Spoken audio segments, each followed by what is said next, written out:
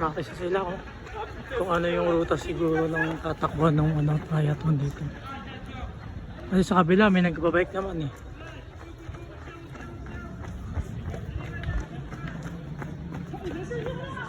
Mamaya ako sasali pagpatapos na.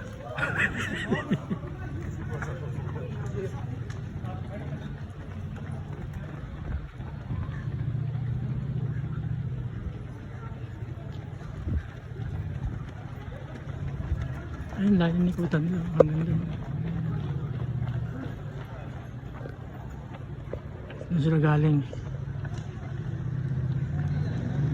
Tapos doon iikot sa dulo doon.